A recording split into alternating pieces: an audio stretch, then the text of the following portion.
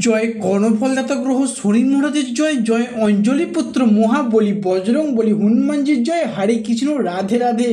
আজকে আমাদের এবিভিটি অ্যাস্ট্রো বাংলা বাস্তু টিপস ইউটিউব চ্যানেলে আপনাদের সকলকে স্বাগত জানাই। আশা করি আপনারা সকলে ভালো আছেন এবং সুস্থ আছেন। আজকে আমাদের আলোচনার মূল কেন্দ্রবিন্দুতে যে রাশিটি থাকতে চলেছে সেটি হলো রাশিচক্রের 10তম রাশি তথা মকর রাশি, যার ইংরেজি নাম হলো ক্যাপ্রিকন। তো প্রিয় দর্শক বন্ধুরা, ভিডিওটি মনোযোগ সহকারে স্কিপ না করে শেষ পর্যন্ত দেখতে থাকুন। ভিডিওটিতে অবশ্যই একটি লাইক দিয়ে যাবেন এবং স্বয়ং শনি মহারাজের আশীর্বাদ পেতে কমেন্ট বক্সে শনি মহারাজের একটি নাম নিয়ে যাবেন। তাহলে দেখবেন আপনাদেরকে শনি মহারাজের আশীর্বাদ থেকে কেউ বিরত রাখতে পারবে না। আগামী 19শে মে 2025 সময়কালের মধ্যে রাশিচক্রে শুরু হতে যাচ্ছে এক বিরল বিপরীতমুখী রাজযোগ। শুরু হচ্ছে চন্দ্রগ্রহণের আংশিক এবং নক্ষত্রগত পরিবর্তন, যার ফলস্বরূপ রাশিচক্রের 10তম রাশিতে তথা সূর্যদেবের আশীর্বাদপ্রাপ্ত রাশি মকর রাশিতে বড়সড় চেঞ্জেস বা পরিবর্তনটি আসতে চলেছে।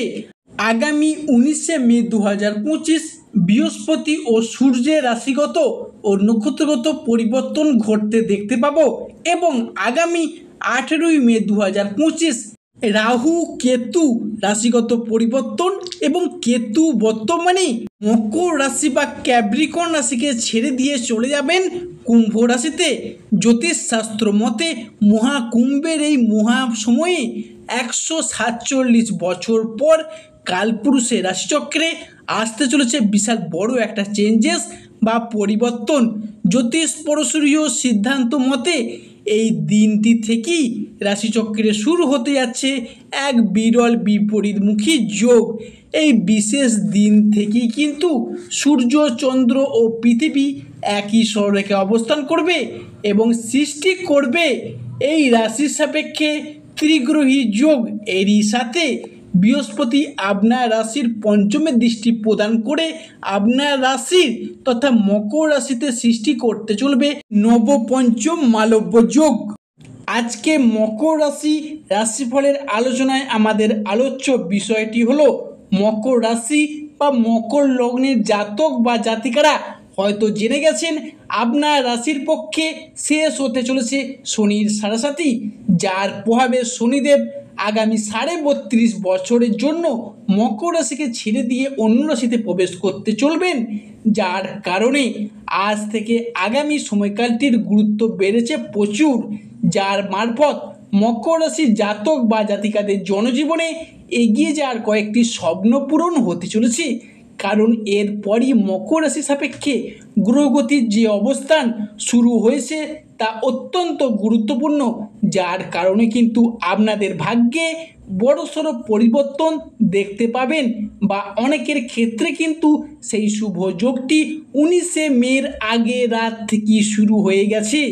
যেটির আশায় আপনারা এত অধীর আগ্রহে বসেছিলেন সেই সমস্ত দিকের এবার অবসান ঘটবে এবং আপনারা এবার সেই সমস্ত দিক থেকে লাভবান হতে পারবেন বা লাটাই গুছিয়ে চলতে প্রস্তুত হবেন বা যে কোনো মাধ্যম থেকে এগিয়ে যাওয়ার একটা সুযোগ সুবিধা আসছে মকর রাশির সাপেক্ষে। বিশেষত এই সময়কালের মধ্যে অর্থাৎ 19শে মে 2025 এই সময়কালটির মধ্যে বুধের বক্রির প্রভাব কিংবা শুক্রের রাশিগত পরিবর্তন কিংবা প্রেম বিবাহিত দাম্পত্যের গ্রহ মঙ্গলের পরিবর্তনশীল প্রভাব, যা কিন্তু আপনাদের রাশির গুরুত্বপূর্ণ জায়গাটিতে প্রভাব ফেলতে চলেছে। এরই পাশাপাশি আপনার রাশির সাপেক্ষে শনিদেবের যা অবস্থান সেটা কিন্তু খুবই গুরুত্বপূর্ণ। সাড়েসাতির আর কয়েকটা দিন হাতে গোনা বাকি। এতদিন যাবৎ একটা দুঃখ, কষ্টদায়ক, বেদনাদায়ক আপনারা সময় কাটিয়ে এলেন। এখন সাড়েসাতির গুরুত্বপূর্ণ আর কয়েকটা দিন বাকি, যার কারণে আপনারা এতদিন পিছিয়ে ছিলেন। এবার কিন্তু আপনাদের এগিয়ে যেতে সাহায্য করবে বা জীবনে বড়সড় পরিবর্তনটি ঘটতে চলবে। তবে বিগত কয়েক বছর ধরে যবে থেকে সাড়েসাতি শুরু হয়েছিল আপনাদের মকর রাশির সাপেক্ষে, অর্থাৎ মকর রাশির জন্মকুণ্ডলিতে চলছিল সবথেকে ব্যথা, সবথেকে বেদনার পর্যায়, কষ্টদায়ক পর্যায় তথা ব্যর্থতার পর্যায়। শনি, রাহু ও দেবগুরু বৃহস্পতি মকর রাশি সাপেক্ষে বেশ কিছুটা নিজস্বভাবে অবস্থান করার ফলে মকর রাশির মানুষরা বেশ কিছু কিছু জায়গায় মান সম্মান হারিয়ে উপহাসের পাত্র বা পাত্রী হয়ে উঠেছিল। সমাজের কাছে সফলতা না পাওয়ার কারণে অবহেলার মানুষ হয়ে উঠেছিল এবং মিনিমাম সম্মানটুকুও পাচ্ছিল না। চারদিক থেকে একটা দমবন্ধজনক পরিস্থিতি কিন্তু মকর রাশির পক্ষে সৃষ্টি হয়েছিল। তবে মকর রাশির সামনে আসছে বিশাল বড় একটা পরিবর্তন বা চেঞ্জেস, তবে তার প্রস্তুতি কিন্তু আপনাদের এখন থেকেই নিতে হবে।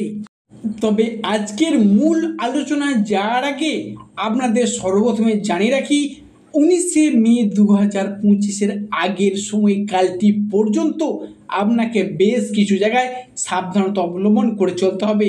তবে শুনে রাখুন, এই সপ্তাহের মধ্যে আপনার রাশি সাপেক্ষে বলে ফেলা কোনো কথা কিংবা করে ফেলা কোনো কাজ যার জন্য আপনি অন্য অর্থাৎ অপর মানুষের কাছে বিরক্তের পাত্র কিংবা পাত্রী হয়ে উঠবেন।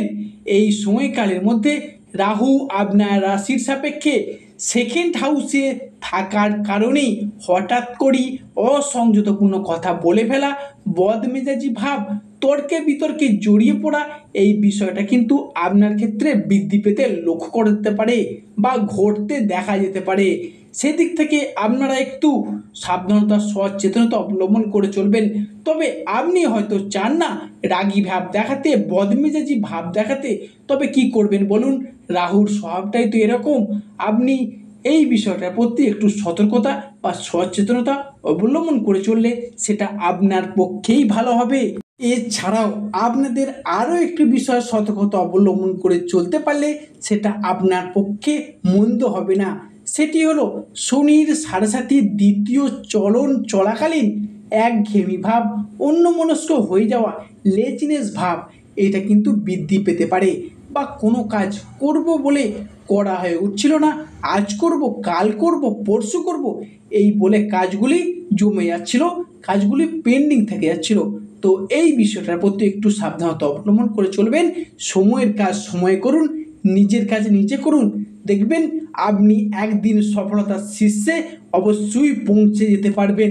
বিশেষ করে বলে রাখি, মকর রাশির উত্তরাষাঢ় নক্ষত্র, মকর রাশির পূর্বাষাঢ় নক্ষত্র কিংবা মকর রাশির ধনিষ্ঠা নক্ষত্রের জাতক বা জাতিকাদের ক্ষেত্রে বর্তমান পরিস্থিতিতে চাকুরি বাকুরি বা কেরিয়ারের জায়গায় চলছে কিছু স্ট্রাগেল এবং সম্পর্কের ক্ষেত্রে চলছে ভীষণ ভীষণ সমস্যা, অর্থনৈতিক ক্ষেত্রে চলছে গোলযোগ, এরই পাশাপাশি পারিপার্শ্বিক শত্রুতার সংখ্যা ইতিমধ্যেই বেড়েই চলেছে।